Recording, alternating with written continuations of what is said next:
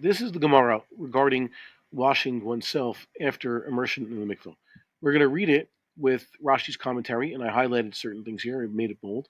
Then we're going to read Rambam's assumption, the way he understood it, and you see that there's actually some slight differences. And these halachas, the Rambam makes psak, but then again, no one practices these things. So, what will be the halachic practice, God willing, soon? Okay, another thing. The Sanhedrin will decide that. Here it says, this is in the Gemara Shabbos. The Mishnah is on the 13th folio, and the Talmudic discussion is on the 14th. The Mishnah says, Elu poselina tha truma. The following people disqualify the truma. That means they're contaminating the truma. Why is it posel tha truma? Because there's one way to contaminate the truma, and that the truma is now only a secondary or a tertiary level of impurity, such that it could pass on its purity, its impurity, the contamination. And sometimes the truma is touched by such a low level, contaminant, that the truma itself becomes invalidated, is contaminated, but it cannot pass along its contamination. There's the Rishon, the Tuma, Sheni, Shlishi, Revi'i, and then we don't talk more. There's no Chamishis and Shishis. So in this case, the Truma is considered already invalidated. Okay, so it's considered that the Truma is a Shlishi in this case. Okay, this person is like a Sheni Latuma. So that's already tertiary level. Even though in Hebrew it's Sheni, Rishon would be secondary. Rishon means he's not the thing that itself is contaminated. He got contaminated by something that was contaminated. So it's already a second level. So what Chazal call Rishon is secondary, and what Chazal call Sheni is tertiary. And he says here that one of the examples, I skipped it over here, V'abal rosho v'rubo b'mayim shuvim, one who enters his head and his entirety, or his majority, in drawn water. Drawn water is the opposite of, let's say, mikveh water. Drawn water means the water was in some sort of vessel. So now it's not qualified to be mikveh water. Mikveh water comes from a natural source and pools somewhere that's halachically considered the ground. Okay? So rain runoff, once it pools, is considered mikveh water. But if it was ever stored in some sort of vessel in the meantime, so it's disqualified. So to that water that comes out of a natural spring. You can't go to the natural spring or the well and use a bucket, which is a kli, and start using that to fill your mikveh. You have to somehow channel the water into the mikveh, or hope that God puts the water there through the rain or some other natural process, or the snow runs off, or the snow melts when it's in the mikveh somehow.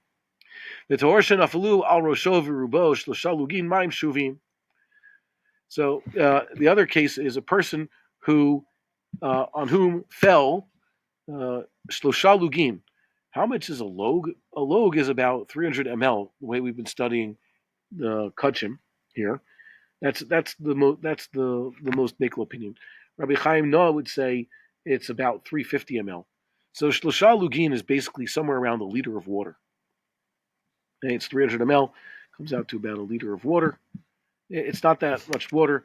Basically, someone who had this water spilled on him, okay, or somehow he poured it on himself, then he would be also tameh, according to this rabbinic enactment. By the way, as we've seen before, it could very well be that some municipal water systems, that water is not considered drawn until it actually enters a kli. Why? Because, let's say the water is sitting in a natural reservoir or some kosher mikveh, some place where it pooled when it was collected from the rain or a natural spring. And even though it enters pipes in the ground, because those pipes, it never pools anywhere within those pipes. Those pipes might not have any dips in them. Technically speaking, pipes within the ground or connected to the ground are still considered groundwater. And then it comes out your tap into your bathtub or your swimming pool. It was never drawn. The bathtub and the swimming pool, which technically might be kalim, but they're fixed to the ground or to the building, so they're considered attached to the ground. So that might be a way to fill a mikveh even with tap water, if the tap water was never actually in some sort of containment vessel. A tubular pipe is not considered containment vessel. Why? Because the water just flows right through it. Okay, so either way, we're talking about water that was actually in a kli. It was drawn water. So the Gemara asks, "V'aba rosho v'ruba ma'im shuvim." What was the meaning for this? My taima gazaru be rabbanan tuma. Why did the sages enact this impurity? Amar Rav Bivi, Amar Rav Aseh, Shebat Chila Hayu Tovlim B'mei Me'arov. Rabbi Bivi said that Rav Asi said that in the olden days they used to immerse in water that was in these caves, Mechunasinus Ruchim. their mikvahs weren't the cleanest. So the water was sitting there, become fetid, and it was actually kind of stinky.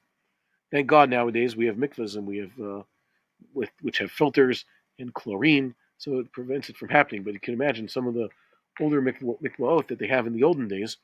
I think Mishnaic times, just a big sealed hole in the ground that they collected rainwater. They didn't change that water or have a way to clean that water all summer long. After they got out of dunking in the cave, in the water that wasn't so good, they would put upon themselves drawn water. It means they would rinse themselves off with drawn water.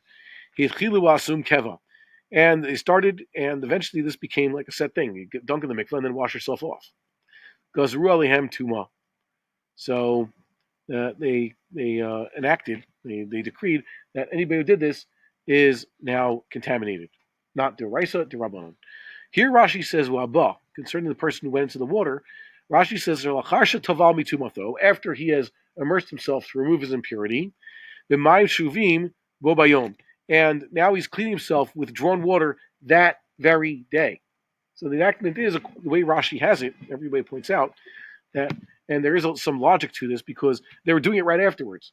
These people were cleaning themselves off from dunking in the mikveh, and Chazal didn't want them doing that because they're doing this too much. So they said if you do it that day, I guess that's immediate enough to show that you're trying to clean off the mikveh water, so you should be tamei. However, if it's already tomorrow and maybe you've gotten yourself dirty some other way, so you should be able to bathe yourself with mayim shuvim and not lose your state of purity that you gained by immersing properly. So there's some logic behind Rashi saying bo vayom. Here, Rashi also says tahor, regarding the pure person, for whatever reason, upon whom fell this water. He's poured it on himself. This is the case, the 300 lugin of water. Rashi says gamur, okay, completely pure, not someone who just came out of the mikveh, because someone who came out of the mikveh is not tahor gamur, he's a tvul yom. So Rashi says the first of these enactments, enacted tuma, only applies to that which a person does to clean himself off that day that he went to mikveh. Whereas this rule, that anybody upon whom is fallen 300 lugs of water, applies to anybody. Okay, tahor gamur.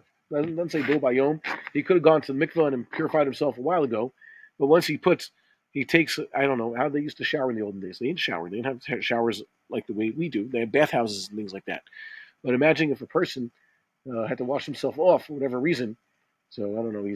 He asked his brother for some help. He needs to clean himself. So his brother's going to hold up a bucket of water, a few liters of water, and pour it over his head to clean him off. So that will contaminate him, according to the way Rashi understands this. And the Rashi continues here: Hitchilu hatovlim v'osina shuvim keva. Those who would immerse themselves made this a regular minhag. You always wash off after mikveh. The fichach gazru al shuvim tuma l'tamei adam achar tevilato. Okay. So they said that one would basically, if he's washing himself off with drawn water, so it would make him tamei after he immerses. Aval ein metamei shum ochel mashke emke nitmu b'sheretz, but he doesn't contaminate. This thing wouldn't contaminate, let's say, food or water unless they're actually contaminated by, let's say, a sheretz. Okay, so I read this as Adam Achar Tevilato. Okay? And that's the way I think I read it. Someone said, no, it's Adam Acher, to contaminate a person. Okay? I don't think it is, because then you don't understand Tevilato over here. Okay. Let's continue. There's an Afkamina. There are Abaye and Rava. So the Gemara asks, what's Keva? What do you mean they did it Keva? It was a regular thing that people would wash themselves off after mikveh. So Omar Abaye, Shayurim lo elu mitarin, ela elu wa elu mitarin. Abaye would say that it's not that the mikveh water is what purifies a person. It's the mikveh plus the shower afterwards. Because they're so used to showering or whatever, cleaning themselves off after mikveh, they think it's a part of the process. Two-step process in order to become pure. Amarle Rava, my nafkamina. Rava says, so what? Ha katavle ba'anach. They still actually did dunk. They should be pure because the first thing they did was go into a mikveh. So they're doing something that makes no sense afterwards, but that's just nonsense afterwards. So Rava answers, Elo Amar Rava, he likes his answer better than he liked Abaye's answer. Shayu Omrim lo elu mitarin, elam elu mitarin. They were of the belief eventually that it wasn't even the mikveh that would purify; it's the washing off after the mikveh that purifies. Okay, an even worse mistake. And then the Gemara asks, what about the second enactment? Tahor. Person who's tahor, like Rashi says, tahor gamur.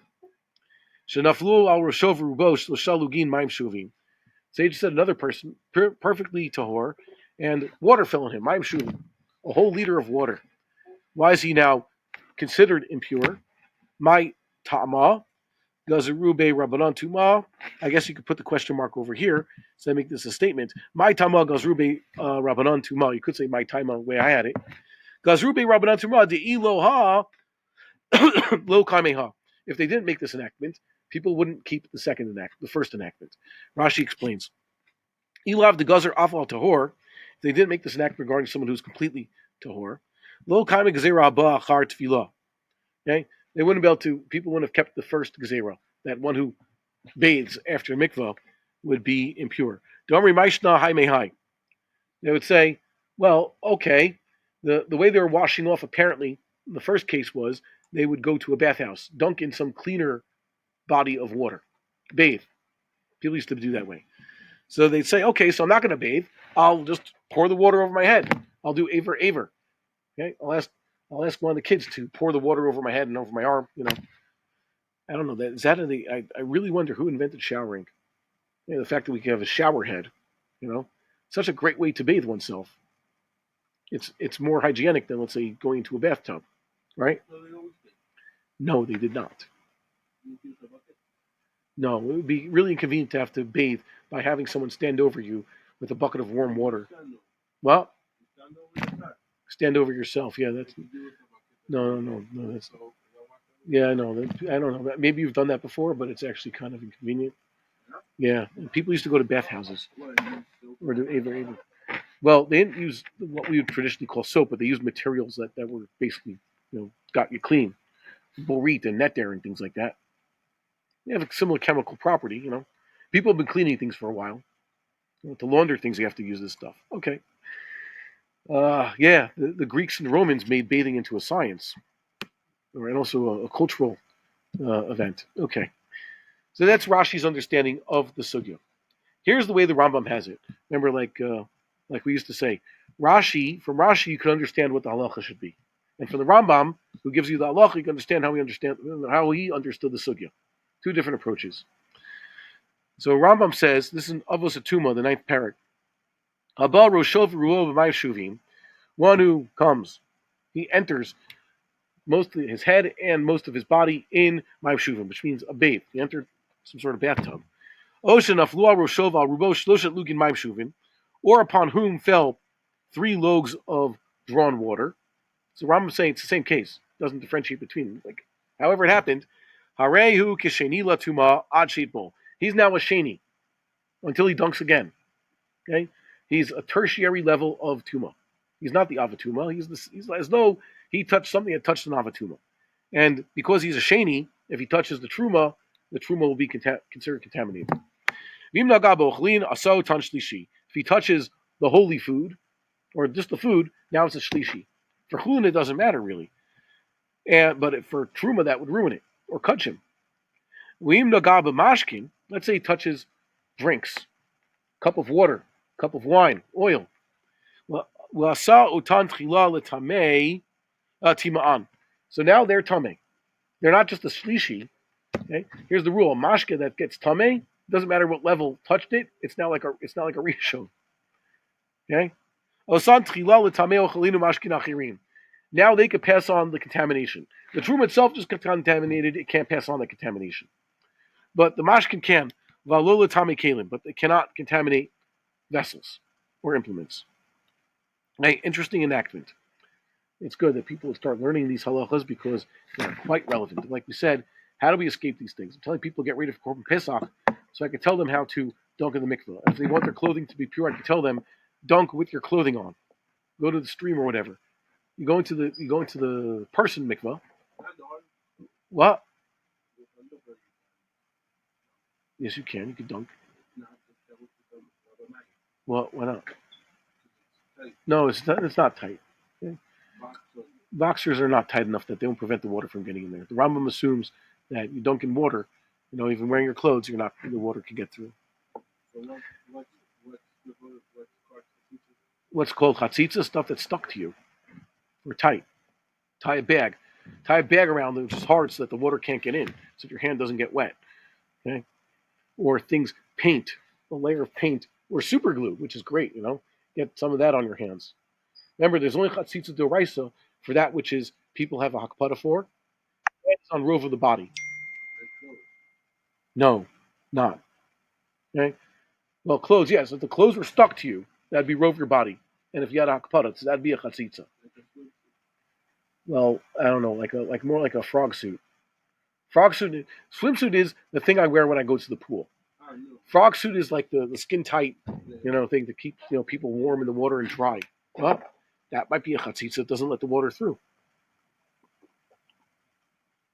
By the way, I want to tell people to purify their clothing. So if your clothing's polyester, it might not be makabel tuma. And also, like we said, your wool suit, how are you going to dunk that? But technically speaking, you could have clothes that are pure. Okay? Make sure you immerse them. And as for the kalim on which to eat or kachim, just use everything, plastic. Use a plastic keter table and keter chairs, keter, bench, right? There are some places where they have a nice lounge chair, which is made out of plastic, and the mat is itself made out of synthetic materials, so it's not makabel tuma. Sleep on those. Okay, fine. We discussed this before. Why did they make this enactment? The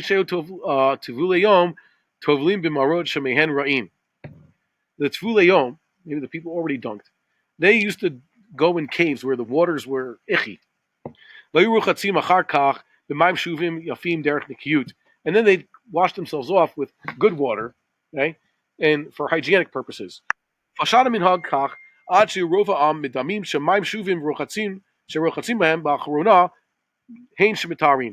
Rambam's explaining like Rava. People began to imagine that, the minhag became that people imagined that it was this washing off at the end that purified them. Lo atvila shabemei mikvah, and not the immersion in waters of the mikvah, the gathered waters.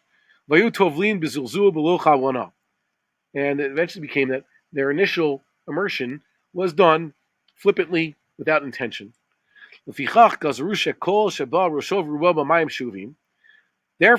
the sages said that whoever has entered water that's been shuvim, basically took a bath afterwards, or shenaflu al rosho rubo nitma nasek kasheni latuma. He's now, if he washed off water from the bucket, right, had his chavrusa, pour the water over his head, like that May bottle over there, which is basically a log, right? So that contaminates him. He's a he's a third level of tuma. He's a sheni to the av. Afilu tahor sheno tvul yom. Even a tahor who's not a tvul yom. Okay? Even not the very day. Im lafluar roshov rosh loshet lugim maim shuvim. Osha bro roshov rubo b'maim shuvim. So he disagrees with Rashi here. Okay? Doesn't matter. Even if it was tahor and not the day he immersed. Rambam said day he immersed, or even not the day he immersed. Doesn't matter what happened to him. Both acts would contaminate the person. He now is a sheni. You can make a thing shlishi until he reimmerses.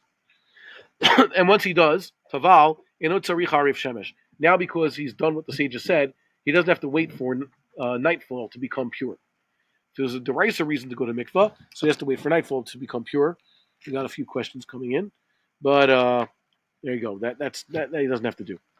Because this tuma is what rabbinic enactment.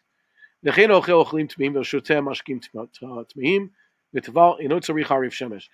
who ate contaminated foods or drank contaminated beverages and immersed himself doesn't have to wait for the stars to come out. Harif shemesh. So too, implements that become contaminated from contaminated drinks, once he's immersed them, they're already considered purified. Once again, it doesn't have to wait. Because these types of contamination are rabbinic enactments. So now my questions for those of you at home and those of you with us. What are the nafkaminas between the spirit of the law, the Ruach HaGzera and the Shuras Adin. Shuras Adin means it has to be this way. Okay? Yeah. No. Shuras Adin is the sages made an enactment here. What if I could find a way to clean myself off after mikvah that is not exactly like this? Technically speaking, like I said before, sometimes our showers might be considered what?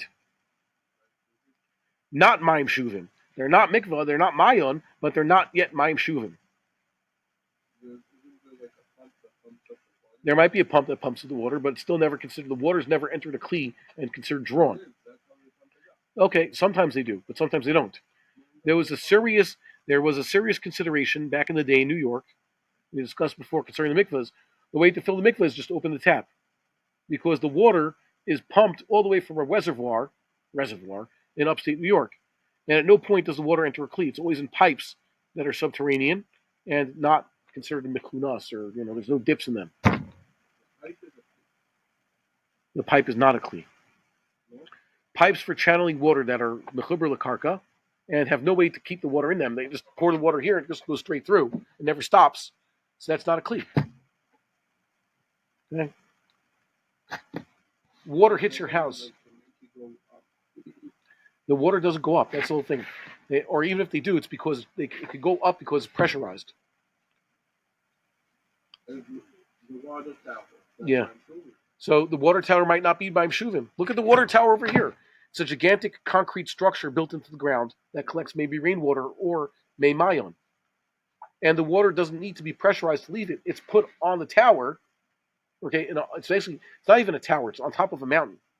That way, I live 400 meters below the water tower. I don't need pressure from that. It's just coming down those 400 meters gives it the pressure. Yeah, but it goes into the tower. So how does it get into the tower? That's the question. Not necessarily. Not all towers are like that. Not all of them are. The towers that are kalim, that's definitely like they have in the Western world, in apartment buildings. That's a kli. I'm not talking about that. I'm talking about places that get straight from the reservoir. Okay? So if you ask between the spirit of the law and the Ikar Adin, you're only tameh when what? When you do it the way Chazal said. But you could come up with a way with technology to still clean yourself off after mikvah, but not violate what the sages said, and then you wouldn't be tameh. They would have the gezerah. So that's a whole spirit of the law versus letter of the law question. Ad matay yachul din zeh. When does this apply? When do these things apply? So Rashi is very clear. The one who goes into the water he gets the punishment, I guess, the knas, when what he's done when he washed himself the day he went to mikvah. But if it's already the next day or whatever it is, then maybe not. Or if he has a new reason to bathe, he's being a good boy. He dunked in the mikvah and he will not wash himself off, right? But then I don't know, someone throws mud at him. He fell in the mud, so he needs to bathe himself. So here he's not disrespecting the mikvah. He needs to bathe, right? So maybe the gezerah shouldn't apply in that case. Why does this come up? This comes up because our mikvahs, thank God, are very clean. Sometimes they're too clean. They're too chlorinated, right? And it doesn't feel good on the skin. Many people don't mind. I remember growing up, my mother taught us you go to the pool, spend a good, solid time at the pool, whether because you're in Florida or summer vacation. Every day you're in Florida. As a matter of fact, I never understood why Haredi people started living in Florida. First time I discovered yeshivish people who wear black suits, or worse, like Hasidim, wearing black coats in Florida. It made no sense. Growing up, I thought, you go to Florida so you can enjoy the warm weather and go swimming all the time and wear little clothing. Why would you go live in Florida if you wish to wear a black suit every day of your life? Makes no sense. Okay, that's what I thought initially as a child. So every day you're in Florida, you have to go swimming in a pool. Also, every day in the summer, during summer vacation. It's the thing. Bungalow colonies have pools. So my mother always taught us, after the pool, you wash yourself off. Cloak below yavla. Something creepy about chlorine. So would a person be allowed to do such a thing now? So obviously, the feeling that, some sort of from going in the mikvah is exactly what the sages didn't want people to do. So just going in the mikvah and saying, it has chlorine in it, now I have to wash myself off, obviously is included in that. But if you have another reason to wash yourself, The Rambam would say it doesn't matter how much after you washed yourself or entered the bathhouse. It's whenever you do it afterwards. And bo bayomo yomaim. That's what I'm asking over here. Right? Big nafkamina. Ha'im ha'miklachat shelanu shuvim bichlal. I asked you that question. Are our showers considered mayim shuvim? Ha'im chazal asur devar ostam kansu b'diavad. Also, is this a prohibition of the sages or a knas? It says you shouldn't go into the water, or you may do so. There's no general prohibition of becoming contaminated, by the way. There's just a mitzvah to make sure that you're not contaminated when you have to do other mitzvahs. Or, Chazal said, mitzvah to purify oneself before the regal. And this is something that's misunderstood. There's a common minhag today that people immerse in mikvah before Yontif. It's Erev Pesach, it's Erev Shavuos, go to mikvah, right? Even Erev Shabbos. The reasons the sages said that you have to go to mikvah before Shabbos, let's say Yontif, is so that you can properly engage in real Yontif activities. The Hainu, pilgrimage, and eating kachim. If your intention is to go to mikvah and purify yourself, let's say Erev Shavuos, but you are going to live like a husband that very night, then you are accomplishing nothing. Right? Yeah, think about that. You'll become a Balkari right afterwards. It made no sense why people, Dafka, let's say your Talmud Chacham, your Ona is Leil Shabbos, so you make sure to immerse an hour before Shabbos comes in, only to become a Balkari 4 hours later. And that's the only time during the week you are going to be a Balkari. Adarabba. So if you're a Rambam, Mr. Vilna Gaon type person, Dafka, the Talmud Chacham's Ona is Leil Shabbos, so his first mikvah dunk will be, Ashmores of Shabbos, time before sunrise. That's also the mikvah's free. You let Shabbos morning. Mikvah's free. Yes, take advantage. Always go to mikvah on Shabbos because it's free. Is it really free? I know you can't pay this. The mikvahs are open, but really, I think there's some places that say that if you don't take advantage, like you should, if you're the type of guy that always goes on. If you pay a monthly fee, you have the monthly thing, so it's covered. If you're Dafka, that guy that waits for Shabbos to go to mikvah because that's when it's free, no, I don't think it's right. What? No, it's just not. It doesn't feel right, especially the private mikvahs. The rabbi went through such a hassle to build such a nice mikvah for everybody to use, and just like, don't pay your fair share. Just make sure to be a Trumpist, as they say, a hitchhiker, right? Yeah, that doesn't work. I'm against it. When do IDOF go to mikvah? By the way, when's my favorite time? No, to do it when you have to. When it's proper to purify yourself before entering the temple mount. That's when you're supposed. That's when you have a mitzvah to go. It's actually tevilas mitzvah. So that comes up at different times. It's been in years past that the time for dunking was Erev Tisha B'Av, and that turns out to be Shabbos. Really, you could have dunked on Leil Tisha B'Av or the morning Tisha B'Av, and their mikvahs are open for that. But around here, they're not. So you have to go the day before. And the day before was Shabbos. So yeah, it went on Shabbos. Okay, hold on one second, please.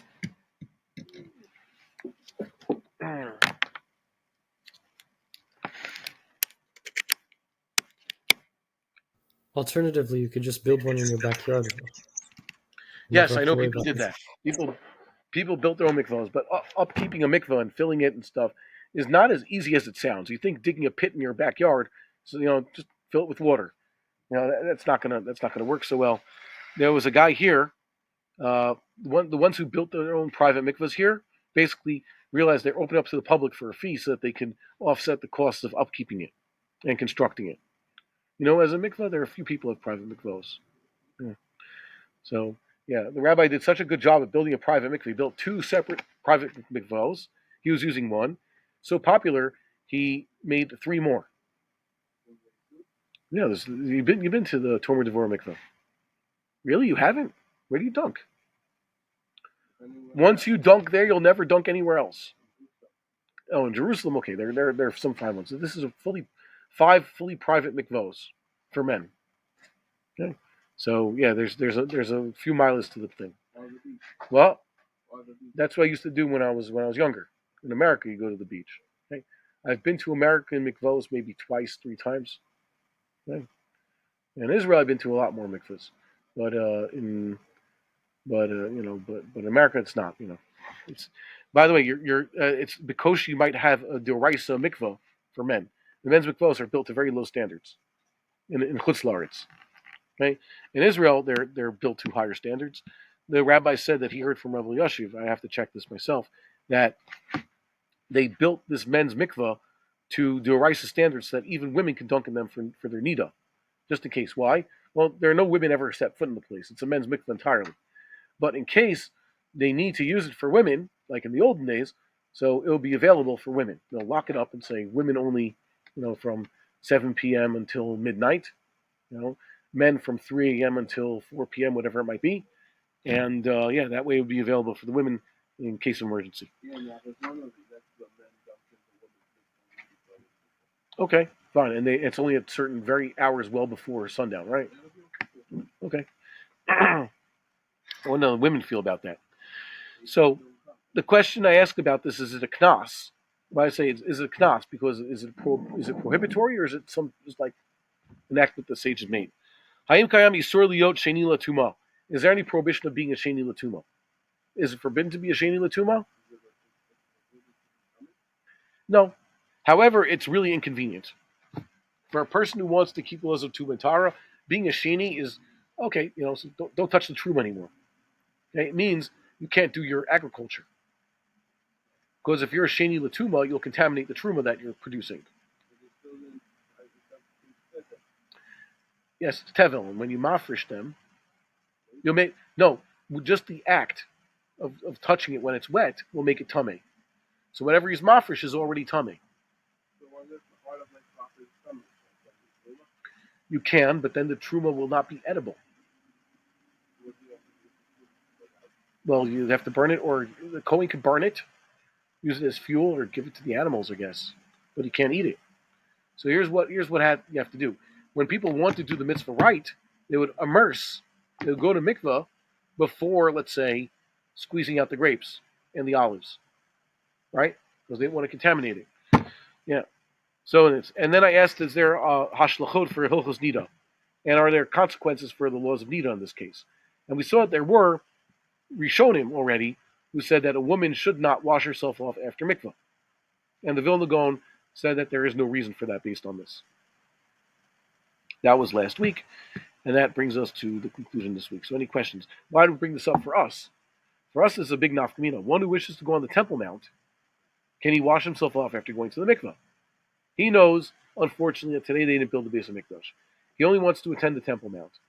So washing himself off with mayim she'uvim, according to the Rambam at least, either way, and Rashi, bo bayom if it's going to the bathtub, what will that do to him?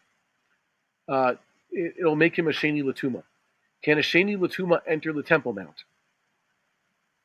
Anybody know? And the answer is apparently yes. He's only a sheni. He's not an avatuma. He's not a rishon. He's just a sheni. No, Temple Mount. The Azara definitely can't go into the Azara.